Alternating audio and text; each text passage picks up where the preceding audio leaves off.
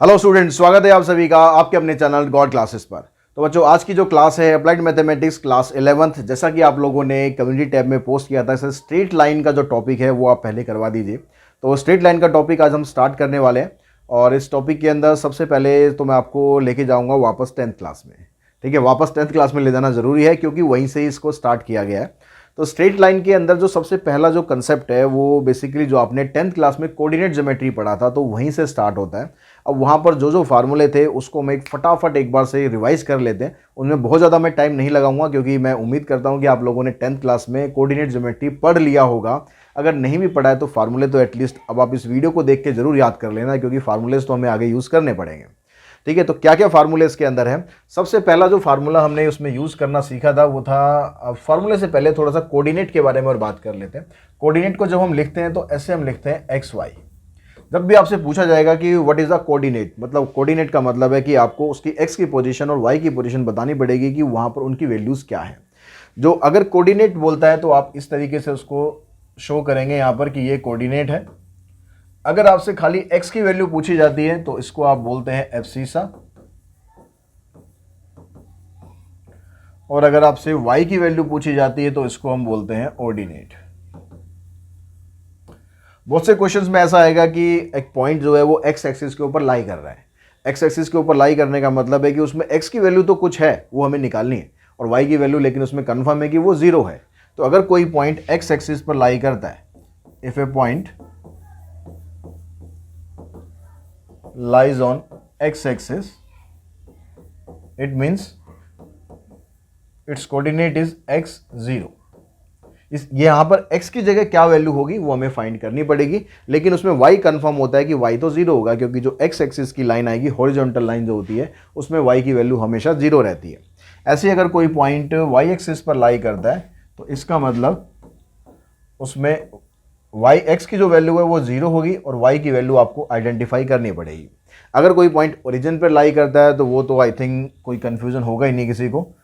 अगर ओरिजिन पर लाई करता है तो उसका मतलब x और y दोनों के दोनों पॉइंट आपके 0 के बराबर होंगे। तो ये कोऑर्डिनेट सिस्टम आपको पता होना चाहिए कि कब किस क्वेश्चन के अंदर कौन सा कोऑर्डिनेट किस तरीके से लिखना है। अगर x0 आप लिख रहे हो तो उसका मतलब क्या है, 0y दिया है तो उसका मतलब क्या है, 0 है तो उसका मतलब क्या है। कोऑर्डिनेट पूछा है तो ऐसे आपको अपने आंसर को इस तरह की फॉर्म में छोड़ना है।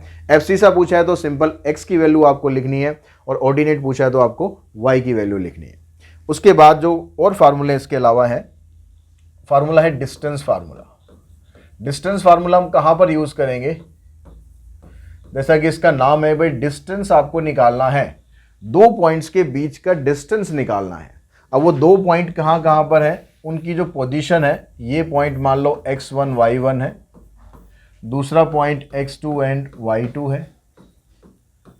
इन दोनों के बीच का अगर आपको डिस्टेंस फाइंड करना है तो डिस्टेंस फाइंड करने के लिए फार्मूला आप लगाएंगे x2 माइनस x1 का whole square plus y2 minus y1 का होल स्क्वायर। अगर आप इसमें फार्मूला ऐसे भी लिख देते हो, x1 माइनस x2 का होल स्क्वायर और y1 माइनस y2 का होल स्क्वायर, तो भी ये करेक्ट है, गलत नहीं है। दोनों से आपका रिजल्ट सेम ही आना है। आप ऐसे भी लिख सकते हो, आप ऐसे भी लिख सकते हो।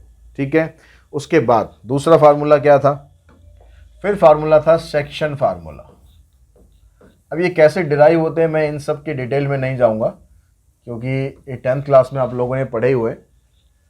सेक्शन फार्मूला का मतलब हो गया कि अगर आपके पास कोई दो पॉइंट है x1 y1 और x2 y2, तो इसमें मान लो एक कोई पॉइंट है P जो इसको दो पार्ट्स में डिवाइड करता है।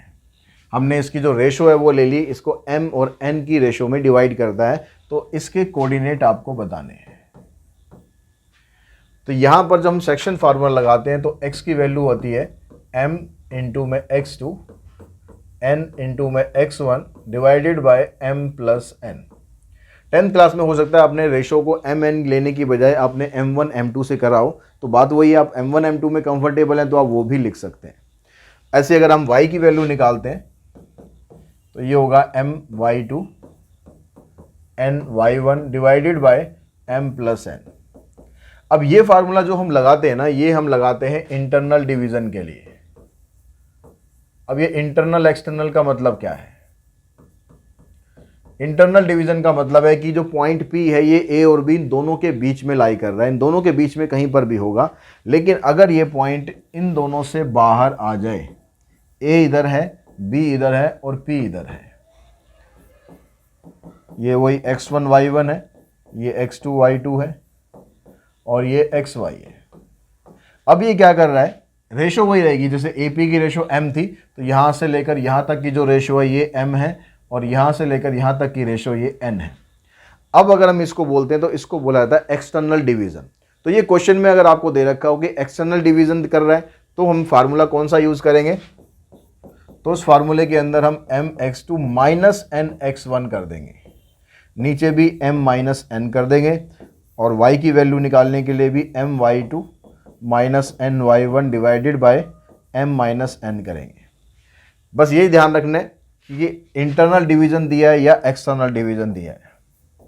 जब आप रेशो निकालने वाले क्वेश्चन करेंगे तो रेशो निकालने में अगर आपके पास रेशो की वैल्यू पॉजिटिव आ रही है तो इसका मतलब वो इंटरनल डिवीज़न है, और अगर रेशो की वैल्यू माइनस आ रही है तो इसका मतलब ये एक्सटर्नल डिवीज़न है। ठीक है, तो इस तरह से आप ध्यान रखेंगे कि कौन सा फार्मूला आपको सेक्शन में लगाना है। अब सेक्शन फार्मूला से ही हमारा एक फार्मूला और बनता है। अगर दो पॉइंट्स को जो ये पॉइंट डिवाइड कर रहा है,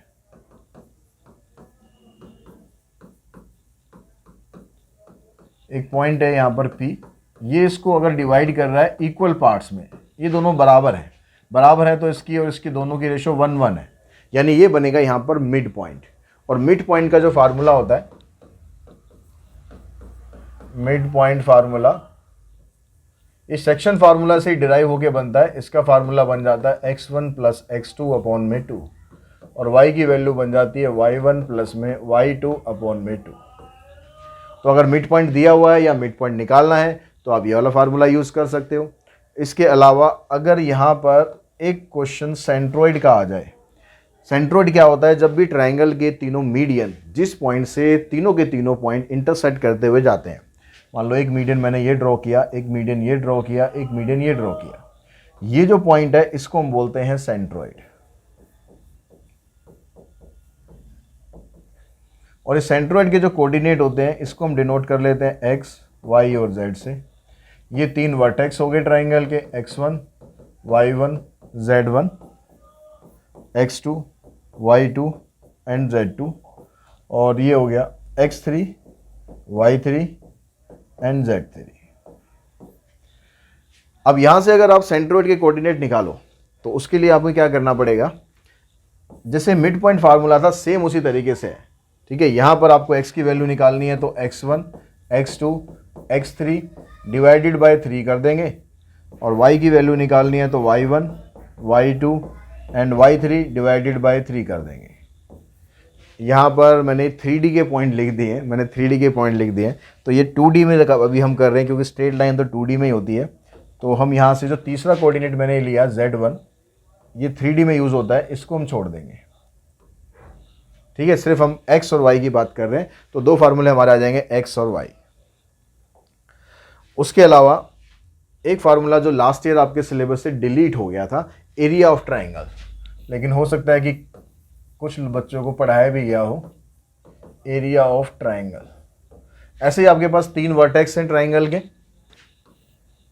ठीक है, ये तीन वर्टेक्स हो गए ट्राइंगल के, x1 y1 2D में लिखना है, x2 y2 and x3 y3। तो इसका एरिया फाइंड करना है। एरिया फाइंड करने के लिए फार्मूला क्या होगा इसका फार्मूला होता है हाफ, फिर मॉडुलस का साइन, उसके बाद x1 y2 minus y3, x2 y3 minus y1, x3 y1 minus y2। वो आप कहोगे सर ये तो बड़ा लंबा फार्मूला है। बेशक ये लिखने में लंबा है लेकिन याद करने में बहुत सिंपल है। ठीक है, कैसे, देखो आपको जो ब्रैकेट के बाहर अगर आपने ध्यान दिया हो, ब्रैकेट के बाहर x वाली टर्म्स लिखी है, तो x1, x2, x3। ठीक है, सीक्वेंस से लिखना है। अंदर जो y है, y में दोनों को आपस में माइनस करना है। अब किसको कहाँ लिखना है तो उसका भी सीक्वेंस है। अगर आप x के साथ 1 ले रहे हो तो फिर आगे y के साथ 2 लेना है, फिर 3 लेना है, यानी 1 2 3 ऐसा सीक्वेंस है। आपने यहाँ पर x2 लिया है तो 2 के बाद 3 आ गया, 3 के बाद वापस 1 आ गया। यहाँ पर 3 लिया तो पहले 1 आएगा, 1 के बाद 2 आएगा। तो इस तरह सीक्वेंस का आप ध्यान रखोगे तो फार्मूला आपको मतलब आराम से याद हो जाएगा, कुछ में ज़्यादा मेहनत करने की ज़रूरत ही नहीं है। अगर आपके एरिया ऑफ ट्राइंगल 0 आता है, आपने एरिया निकाला और एरिया ऑफ ट्राइंगल इसने कह दिया कि 0 है। अब एरिया ऑफ ट्राइंगल 0 कब होगा? जब ये 3 पॉइंट आप ले रहे हो, इन तीनों पॉइंट को अगर आप ज्वाइन करोगे तो एरिया तभी तो 0 आएगा जब उससे ट्राइंगल बनेगा ही नहीं। और ट्राइंगल कब नहीं बनेगा? जब वो तीनों पॉइंट कोलिनियर होंगे। तो अगर एरिया ऑफ ट्राइंगल 0 आता है then you can say A B and C are collinear point.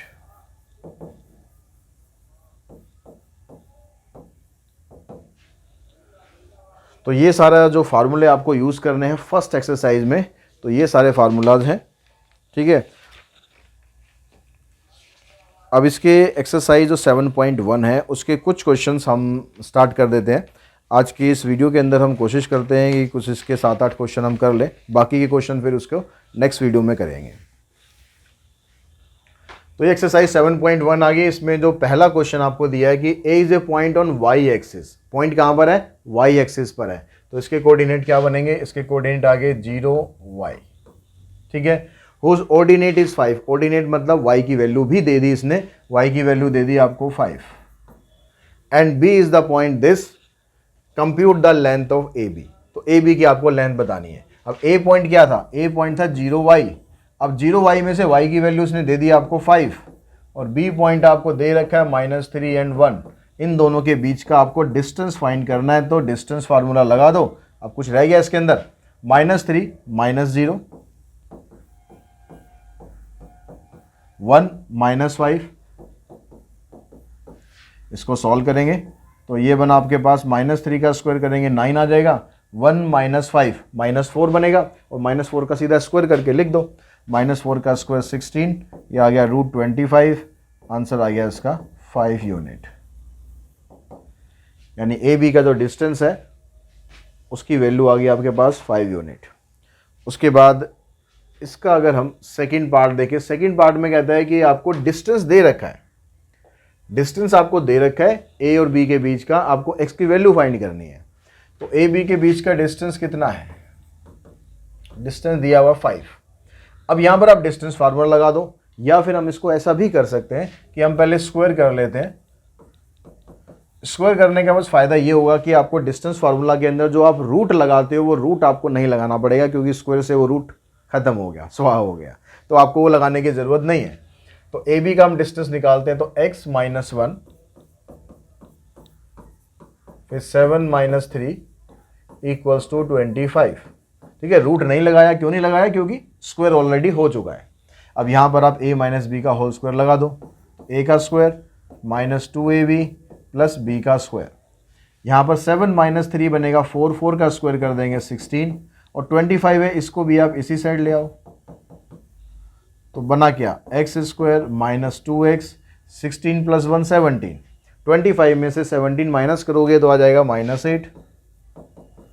अब इसके आप फैक्टर बनाओ, तो दो फैक्टर इसके बनेंगे 8 के, एक तो 4 बन जाएगा और एक 2 बन जाएगा, ठीक है। 4 माइनस का बनेगा और 2 प्लस का बनेगा, तो आप डायरेक्टली लिख सकते हो x - 4 इंटू में x + 2।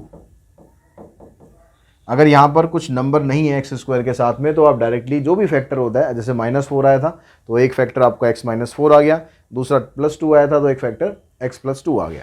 x की वैल्यू आप यहाँ से निकालोगे तो 4 आएगी और यहाँ से निकालोगे तो -2 आएगी, क्योंकि कोऑर्डिनेट है। कोऑर्डिनेट में x की वैल्यू नेगेटिव हो, पॉजिटिव हो, फ्रैक्शन में हो, सब पॉसिबल होती है। तो दोनों के दोनों आंसर हमारे पॉसिबल हैं।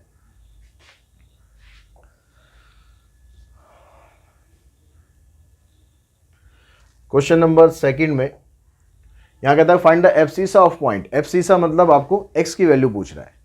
Whose ordinate is 4। ऑर्डिनेट मतलब y की वैल्यू आपको दे रखी है।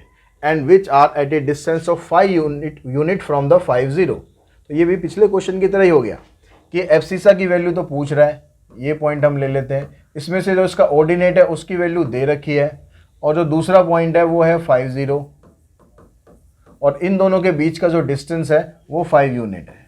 ए बी का जो डिस्टेंस है वो 5 यूनिट है। तो पिछले क्वेश्चन में भी ऐसा ही था बिल्कुल लगभग, ठीक है।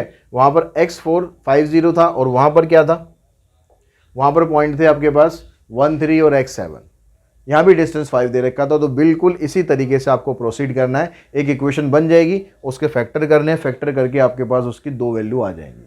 तो आई होप ये वाला क्वेश्चन आप कर लोगे, जो सेकंड का फर्स्ट पार्ट है। फिर भी किसी को दिक्कत लगती है तो कमेंट बॉक्स में बता देना, फिर उसका सॉल्यूशन हम वहाँ पर कर देंगे।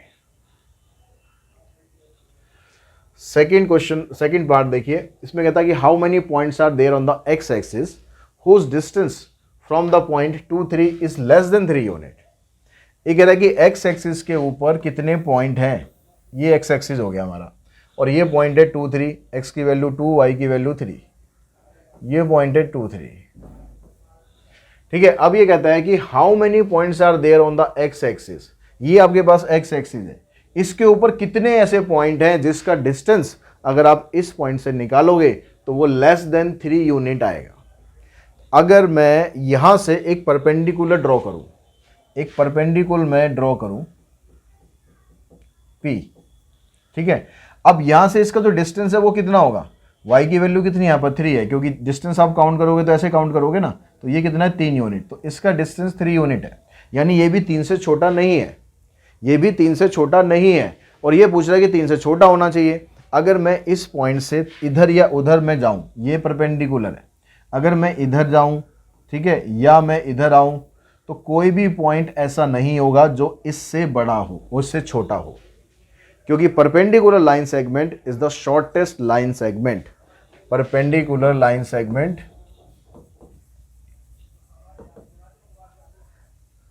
perpendicular line segment is shortest line segment drawn from a point to a line।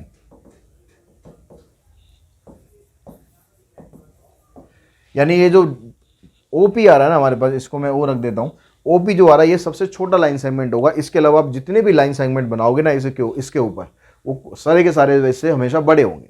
तो अगर इसी की वैल्यू 3 यूनिट आ रही है तो बाकियों की वैल्यू क्या होगी, इससे ज़्यादा होगी ना, ठीक है। OP आपको 3 यूनिट दे रखा है, इसका मतलब है कि no other point, no other क्या, no point on the x axis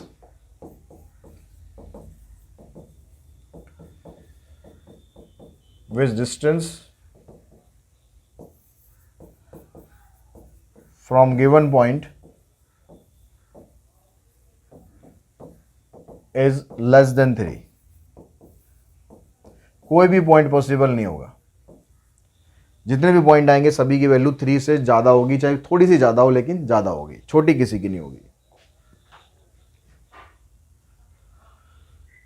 question number 3 कहता था point A B C are the vertices of a right angle triangle at A. Right angle कहां पर है, ये ए पर राइट एंगल है, ए पर राइट एंगल है, तो बी सी आप कहीं पर भी ले सकते हो। ये तीनों वर्टेक्स आपको दे रखे राइट एंगल ट्राइंगल के, ए का पॉइंट दे रखा है 0 3, बी का पॉइंट आ गया -2a और सी का पॉइंट आ गया -1 4। अब कहता फाइंड द वैल्यू ऑफ ए की वैल्यू आपको बतानी है। अभी जो राइट एंगल ट्राइंगल है, इस राइट एंगल ट्राइंगल में पाइथागोरस थ्योरम आप लगा सकते हो ना, पाइथागोरस थ्योरम आप लगा दो, क्योंकि ये ए पर राइट एंगल है, यानी ए 90 डिग्री है, तो इसका मतलब हाइपोटेन्यूज बनेगा इसका BC, तो हाइपोटेन्यूज का स्क्वायर इक्वल्स टू बेस का स्क्वायर प्लस परपेंडिकुलर का स्क्वायर। अब BC की वैल्यू आप निकालो डिस्टेंस फार्मूला लगाकर। अब यहाँ पर क्योंकि स्क्वायर लगा हुआ है, तीनों में स्क्वायर लगा हुआ है, तो डिस्टेंस फार्मूला जब भी आप तीनों में लगाओगे तो वहाँ पर आपको रूट लगाने की ज़रूरत नहीं है, क्योंकि वो रूट आपने ऑलरेडी कैंसिल कर दिया है। तो BC का डिस्टेंस निकालते हैं, तो यहाँ से देखो BC का डिस्टेंस -1 -2। अब ये -2 तो ऑलरेडी माइनस है, तो इसको आप लिखेंगे -1 + 2 हो जाएगा ये। ऐसे यहाँ से 4 -a, ये तो आ गया BC का distance is equals to AB का डिस्टेंस। AB का निकालते हैं -2 -0 प्लस A -3, और फिर AC का निकालेंगे तो A और C -1 -0 प्लस 4 माइनस 3। सॉल्व करो इन्हें। अब यहाँ देखो -1 प्लस में 2 तो 1 बचेगा और 1 का स्क्वायर करेंगे तो 1 ही आ जाएगा। यहाँ पर आप आइडेंटिटी लगा दो a माइनस बी का होल स्क्वायर की, तो a का स्क्वायर करेंगे 2ab करेंगे और फिर b का स्क्वायर। यहाँ पर खाली -2 बचेगा, -2 का स्क्वायर 4। यहाँ पर फिर आइडेंटिटी लगानी पड़ेगी a स्क्वायर -6a प्लस 9 -1 का स्क्वायर करेंगे +1, 4 माइनस 3 1 आ गया, 1 का स्क्वायर भी +1। अब यहाँ से a स्क्वायर तो हो गया कैंसिल, 16 + 1 17 -8a, यहाँ पर आ जाएगा -6a, 4 + 9 13, 13 और 2 15। 6a को आप इधर लाओगे तो -2a आ गया, 17 को उधर लेके जाओगे तो -2 आ जाएगा और a की वैल्यू आ जाएगी 1।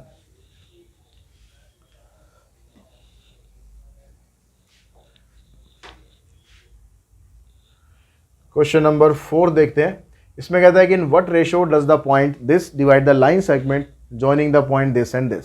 ये पॉइंट आपको दे रखा है, ये पॉइंट इस लाइन सेगमेंट को किस रेशियो में डिवाइड करता है, वो रेशियो आपको फाइंड करनी है। तो जो पॉइंट हमें दिए हुए हैं इसने, ये पॉइंट हो गया a 3 5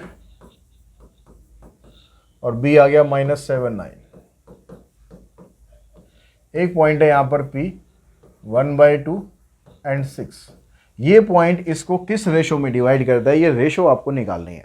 तो जब आपको रेशो निकालनी होती है तो रेशो को m और n लेने की बजाय आप रेशो को k/1 लेके चलो। ठीक है, k/1 लेके चलते हैं। अगर k की वैल्यू मान लो आ गई 3/2 तो रेशो बन जाती है ऐसे, 2 को उधर ले जाएंगे, रेशो बन जाएगी 3:2। तो ऐसे आपको करने में थोड़ा आसानी पड़ती है बजाय mn के। तो अब यहाँ पर हमने रेशो लिया। अब रेशो लेने के बाद आपको ये डिसाइड करना है कि फार्मूला आप कौन से स्टार्ट करोगे, आप x का फार्मूले से स्टार्ट करोगे या y के फार्मूले से स्टार्ट करोगे। अगर आपको ये देखना है कि यहाँ पर जो वैल्यूज दे रखी है किसकी दे रखी है, आपको x की वैल्यू भी दे रखी है यहाँ पर 1/2 और y की भी दे रखी है 6। तो दोनों में से जिसकी वैल्यू अवेलेबल हो उसका फार्मूला लगा दो, और अगर दोनों ही अवेलेबल हैं तो आप अपनी मर्जी के राजा हो, जो मर्जी आप फार्मूला लगाओ, आप x का लगाओ या y का लगाओ। अगर मैं x का फार्मूला लगाता हूँ तो ये फार्मूला बनता है। उससे पहले आप दिखा देना कि let point P divide the AB in the ratio k/1। ठीक है, स्टेटमेंट में वो लाइन आप दिखा देना। उसके बाद x की जगह आपने 1/2 रख दिया, m की जगह आपने k रखा और x2 की जगह -7, n की जगह 1 रखा और x1 की जगह आ गया 3 divided by k+1। Cross multiply करेंगे, 1 से इसको मल्टीप्लाई करेंगे k+1 आएगा, इधर से 2 को इससे मल्टीप्लाई करेंगे -7k, -7k को 2 से करेंगे -14k, 2 3 6, 14k इधर आ जाएगा 15k इक्वल्स टू 5। तो k की वैल्यू आ गई 5/15 यानी 1/3। तो जो रेशो आपको चाहिए थी, रेशो आ गई 1/3/1 यानी 1/3। पॉजिटिव रेशो आई है तो आप ये दिखा दो कि ये डिवाइड क्या कर रहा है, इंटरनली डिवाइड कर रहा है। P divides AB internally in the ratio 1:3। इस तरीके से आप अपने आंसर को छोड़ सकते हो। क्वेश्चन नंबर 5 में कहता है कि आपको A और B की वैल्यू बतानी है और mid point of the line segment joining this. इन दोनों लाइन सेगमेंट को जो हम ज्वाइन करते हैं तो इसका मिड पॉइंट, ये दोनों लाइन सेगमेंट है और इनका मिड पॉइंट ये है। तो इसमें जब आप मिड पॉइंट फार्मूला लगाओगे तो मिड पॉइंट फार्मूला के अकॉर्डिंग क्या होता है, x की जो वैल्यू होती है x1 + x2/2। तो x की जगह पर आप ये पुट कर दो यहाँ पर 1। ठीक है, x की जगह 1 पुट करो, x1 की जगह आप ये वाली वैल्यू पुट करेंगे 2a और x2 की जगह आप पुट करेंगे -2 डिवाइडेड बाय 2। क्रॉस मल्टीप्लाई कर दो, इधर 2 आ गया, इधर 2a -2, इस -2 को इधर लाके प्लस कर देते हैं तो a की वैल्यू बन जाएगी 2। अब आप दूसरा पॉइंट लो। दूसरा पॉइंट कौन सा, y वाला, y1 + y2/2। तो y की जगह जो वैल्यू है वो है 2a + 1। y1 हमारे पास 4 है और y2 3 भी है। अब इसको आप क्रॉस मल्टीप्लाई करो, 2 2 = 4a, +2, 4 + 3b। अब यहाँ से a की वैल्यू आपके पास ऑलरेडी आ चुकी है, a की वैल्यू कितनी आई है 2, तो यहाँ पर आप 2 पुट कर दो, 4 × में 2 प्लस में 2, तो ये आएगा 4 × 8, 8 प्लस में 2 10 इक्वल्स टू 4 प्लस में 3b। 4 को इधर लाके माइनस करोगे 6 आ जाएगा, और b से अगर आप इसको डिवाइड करोगे तो b की वैल्यू आ जाएगी 2। तो a की वैल्यू भी 2 आ गई है और b की वैल्यू भी 2 आ गई है, दोनों 2 2 आ गई है। ठीक है, क्वेश्चन नंबर 6 देखते हैं। क्वेश्चन नंबर 6 में कहता है the vertices of a parallelogram taken in order are this this and this, find the coordinate of the fourth vertex. एक पैरेललोग्राम है, इसके आपको 3 वर्टेक्स दे रखे। अभी तक जो क्वेश्चंस का लेवल चल रहा है ना, वो 10th क्लास तक का ही लेवल चल रहा है। आई होप आप लोगों को कोई दिक्कत नहीं आ रही होगी समझने में। ठीक है, और आपने अगर 10th में कोऑर्डिनेट ज्योमेट्री पढ़ी हो तो ये सब उनका रिपीटेशन है। जैसे ये भी क्वेश्चन है, ये पैरेललोग्राम के 3 वर्टेक्स आपको दे दिए इसने, और चौथा वर्टेक्स है डी, इसको मान लेते हैं इसकी वैल्यू ए भी है जो आपको फाइंड करनी है। अब पैरेललोग्राम का जो कंसेप्ट होता है उसके अंदर आपको क्या देखना होता है, पैरेललोग्राम में एक तो उसकी अपोजिट साइड इक्वल होती हैं, तो ये साइड इसके इक्वल होगी, ये साइड इसके इक्वल होगी। ऐसे भी कर सकते हैं, ऐसे आपके पास 2 इक्वेशन बन जाएंगे, उन दोनों इक्वेशन को सॉल्व कर देना तो आपके पास वैल्यू आ जाएगी, लेकिन वो थोड़ा सा लेंथी पड़ेगा। इसमें हम प्रॉपर्टी यूज़ करते हैं डायगोनल की। हमें ये पता है कि जो डायगोनल होते हैं पैरेललोग्राम के, वो एक दूसरे को बाइसेक्ट करते हैं। Diagonal of parallelogram bisects each other. ठीक है, ये प्रॉपर्टी आप यूज करेंगे। तो इसका मतलब क्या हुआ, बाइसेक्ट का मतलब होता है 2 इक्वल पार्ट्स में डिवाइड करना। तो जब आप ये वाला डायगोनल ड्रॉ करते हो तो इसका जो मिड पॉइंट होगा वही इसका भी मिड पॉइंट होगा, क्योंकि दोनों डायगोनल एक दूसरे को बाइसेक्ट करते हैं। यानी ये वाला पार्ट इसके बराबर है और ये वाला पार्ट इसके बराबर है, यानी ये जो पॉइंट आ रहा है ये इसका भी मिड पॉइंट है AC का, और ये जो BD आ रहा है ना इसका भी मिड पॉइंट है, दोनों का मिड पॉइंट है ये। तो अगर आपको पैरेललोग्राम दे दिया जाए, रोम्बस दे दिया जाए, स्क्वायर दे दिया जाए, रेक्टेंगल दे दिया जाए, सबके अंदर ये प्रॉपर्टी होती है। तो आप सीधा ये दिखाइए कि जो मिड पॉइंट ऑफ AC और मिड पॉइंट ऑफ BD ये दोनों आपस में बराबर होते हैं। तो जब आप AC का मिड पॉइंट निकालोगे तो मिड पॉइंट का फार्मूला लगा दो। AC का मिड पॉइंट क्या हो गया, x1 + x2, ये यहाँ पर x1 है -1, और ये आपका x2 बन गया। तो -1 प्लस में 2 अपॉन में 2, और जब y का वैल्यू निकालते हैं तो ये हो गया y1 और वो हो गया y2, यानी 1 प्लस में 2। ये हो गया AC का। और अब आते हैं BD पर, तो BD का पॉइंट लेंगे आप, ये आ गया A प्लस में 3, और इधर से आ गया B प्लस में 1। अब क्योंकि दोनों मिड पॉइंट हम कह रहे हैं कि आपस में इक्वल है, तो मतलब उनके कोऑर्डिनेट भी आपस में इक्वल है। तो कोऑर्डिनेट यहाँ से आपको मिलेगा 2 - 1 यानी 1/2, यहाँ से मिलेगा 3/2। अब ये कोऑर्डिनेट हमारे पास यहाँ पर x की वैल्यू ये है और y की वैल्यू ये है। तो यहाँ पर ये जो x की वैल्यू है हमारे पास, यहाँ पर ये जो x की वैल्यू है और यहाँ पर जो x की वैल्यू है, ये दोनों आपस में होंगी बराबर। तो इन दोनों को बराबर पुट करो, 1/2 इक्वल्स टू A + 3/2। 2 से 2 कैंसिल, A की वैल्यू निकालोगे -2 आएगी। फिर इसी तरह से जो y वाली वैल्यू है वो दोनों आपस में इक्वल होंगी, यानी ये वाली वैल्यू इसके इक्वल होगी। ठीक है, इन दोनों को बराबर पुट करो, 3/2 इक्वल्स टू B + 1/2। यहाँ से ये कैंसिल, 1 को इधर ला के माइनस करो, B की वैल्यू आ गई 2, A की वैल्यू -2 आ रही है और B की वैल्यू +2 आ रही है। क्या आंसर हमें ऐसे छोड़ना चाहिए? उसने पूछा था find the coordinate of the fourth vertex. ठीक है, उसने वैल्यू नहीं पूछी हमसे, उसने हमसे कोऑर्डिनेट पूछा है। तो आपको जो फोर्थ वर्टेक्स है उसका कोऑर्डिनेट बताना है। तो फोर्थ वर्टेक्स क्या है, x की वैल्यू -2 आई है और b की वैल्यू 2 आई है, यानी -2 और +2 ये इसका कोऑर्डिनेट आएगा।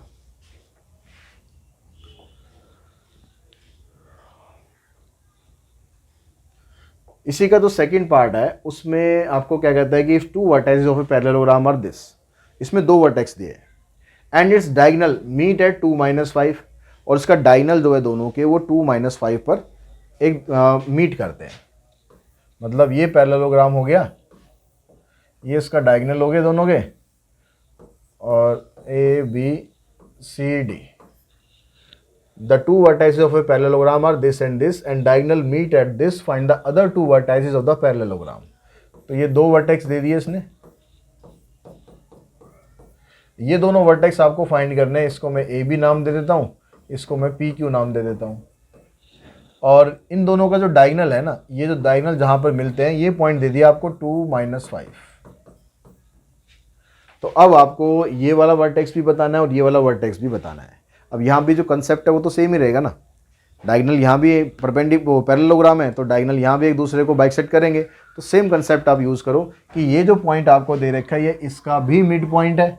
अब इसका मिड पॉइंट है तो जब x का फार्मूला लगाओगे तो x की जगह रखते हैं हम 2 और x1 की जगह रखते हैं 3 और x2 की जगह रखते हैं हम यहाँ से a।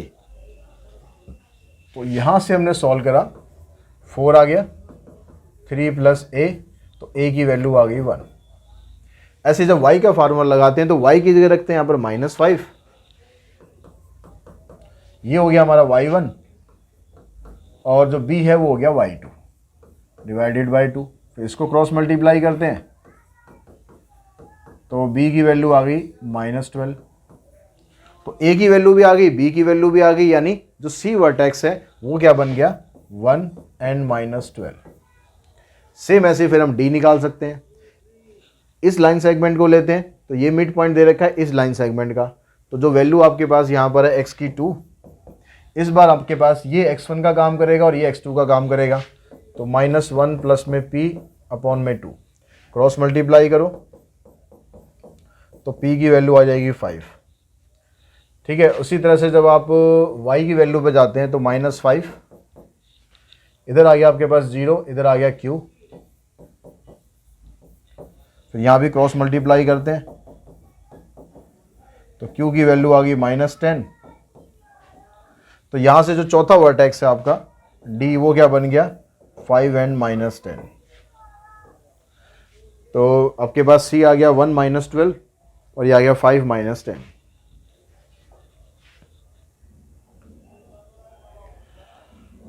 सेवंथ क्वेश्चन, इसके अंदर आपको सेंट्रोइड के पॉइंट दे रखे हैं। ये ट्राइंगल हो गया, ठीक है। इस ट्राइंगल के जो वर्टेक्स हैं आपको दो वर्टेक्स दे रखे हैं, 4 -3, दूसरा वर्टेक्स आ गया -9 7। तीसरा वर्टेक्स आपको निकालना है x3 और y3 ले लेते हैं हम इसको, x3 एंड y3। ठीक है, इसका जो सेंट्रोइड है उसके पॉइंट आपको दे रखे हैं 1 और 4। अब जो सेंट्रोइड का फार्मूला था, सेंट्रोइड के फार्मूला में हमने समझा था कि भाई x की जो वैल्यू निकालते हैं तो x1 x2 x3 divided by 3 होती है, और जो y की वैल्यू आती है वो होती है y1 y2 और y3 डिवाइडेड बाई 3। तो आपको क्या करना है, x की जगह पर आपको ये पॉइंट पुट कर देना है 1,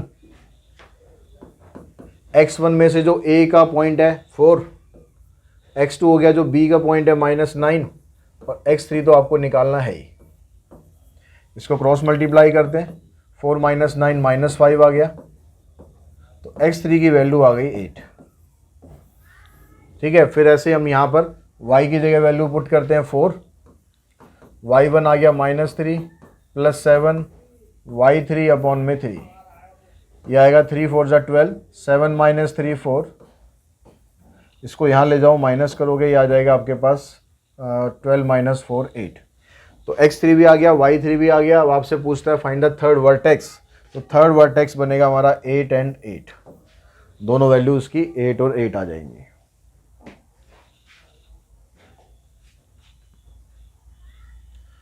क्वेश्चन नंबर 8 हम करते हैं। 8 में कहता है कि ये जो पॉइंट आपको दे रखे हैं ये रेक्टेंगल के वर्टेक्स है, और सेकंड पार्ट में कहता है कि स्क्वायर के वर्टेक्स है। तो रेक्टेंगल या स्क्वायर या पैरेललोग्राम या फिर रोम्बस, इन चारों में से कुछ भी आपसे पूछ सकता है, तो इसकी प्रॉपर्टीज आपको पता होनी चाहिए।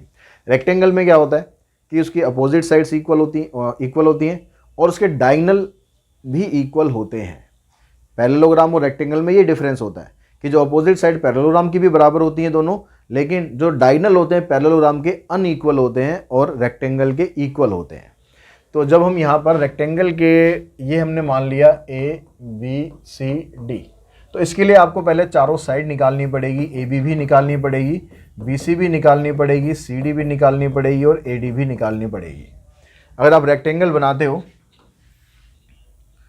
तो ए बी और सी डी ये दोनों आपस में इक्वल आने चाहिए और ये दोनों आपस में इक्वल आने चाहिए। तो पहले हम ये चेक करते हैं कि ये इक्वल है या नहीं है। तो शो करना है तो इक्वल तो होंगे ही, ठीक है, लेकिन फिर अभी हमें निकाल के तो दिखाना ही है। तो ए बी की वैल्यू निकालते हैं, 8 - 2 प्लस 4, ये ऑलरेडी माइनस है तो प्लस हो जाएगा। तो 8 - 2 6 हो गया, 6 का स्क्वायर 36, ये भी 36 ही बनेगा, 36 आ जाएगा 72। और इसके आप पेयर बना के सॉल्व करोगे ऐसे 6 × 6 × 2, तो ये आ जाएगा आपके पास 6√2। फिर आप निकालो बी सी में ये पॉइंट लेंगे 5 - 8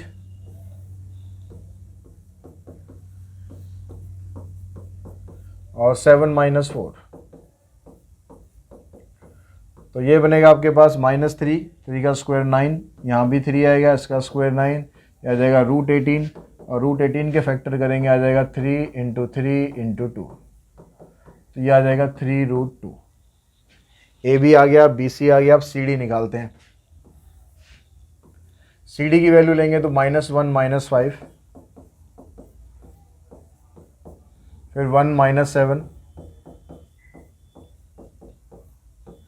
तो यहाँ -6 का स्क्वायर, यहाँ भी -6 इसका स्क्वायर, तो ये दोनों देखो सेम ही आ रहे हैं, तो इसकी वैल्यू आप सीधा लिख दो 6√2। फिर आप ए डी निकालो। ए डी में ये और ये पॉइंट लेंगे तो -1 - 2, 1 + 2, इधर से आ जाएगा कितना, -3 का स्क्वायर 9 + 3 इसका भी स्क्वायर 9, तो यहाँ भी इसके बराबर ही आ गया। ये कितना आया था 3√2। तो आप देखो अपोजिट साइड तो बराबर आ चुकी है, ए बी सी डी के बराबर आ गया और बी सी ए डी के बराबर आ गया। अब लेकिन रेक्टेंगल में और पैरेललोग्राम में डिफरेंस ये होता है कि रेक्टेंगल के डायगोनल भी इक्वल होते हैं। तो अभी तक तो ये पैरेललोग्राम भी हो सकता है। तो रेक्टेंगल शो करने के लिए हमें इसका डायगोनल ए सी भी निकालना पड़ेगा और बी डी भी निकालना पड़ेगा। अगर ये दोनों बराबर आ गए तो ये रेक्टेंगल शो हो जाएगा, ठीक है। ये डायगोनल ए सी और ये डायगोनल बी डी। तो देखिए ए सी निकालते हैं, तो ए सी के लिए ए का पॉइंट ये है और सी का पॉइंट ये है, तो 5 - 2, 7 + 2,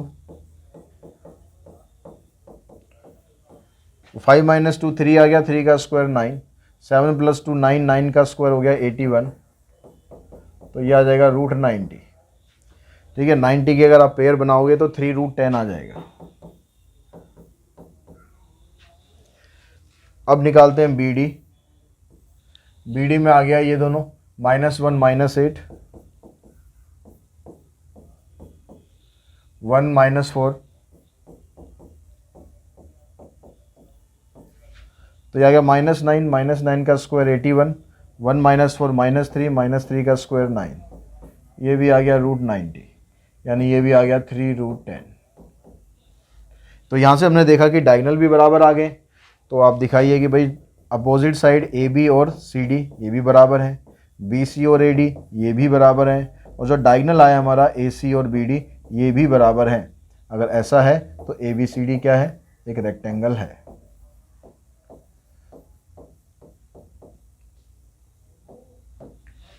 जिसका सेकंड पार्ट है उसमें पूछा है कि स्क्वायर है, तो स्क्वायर में आपको ऐसे ही निकालना सब कुछ, ठीक है। स्क्वायर के अंदर क्या होगा, जो ये चारों साइड आई हैं A B B C C D D, ये चारों बराबर आनी चाहिए और रेक्टेंगल भी बराबर आने चाहिए। तो उसमें चारों साइड बराबर आ जाएंगे, रेक्टेंगल बराबर हो जाएंगे, शो कर देंगे, और रेक्टेंगल कह रहा हूँ डायगोनल बराबर हो जाएंगे तो शो कर देंगे कि ये एक स्क्वायर है। तो ये क्वेश्चन नंबर 8 तक आज की इस क्लास के अंदर हम करते हैं। बाकी के जो क्वेश्चन है इसके उसके हम नेक्स्ट वीडियो का वेट करते हैं। नेक्स्ट वीडियो के अंदर इसके बाकी कोई क्वेश्चन, अभी इसके अंदर 10 क्वेश्चन और बचे हुए हैं, तो ये बाकी के 10 क्वेश्चन इसके सेकंड पार्ट में करते हैं। आज की इस वीडियो में इतना ही। Thanks to all of you.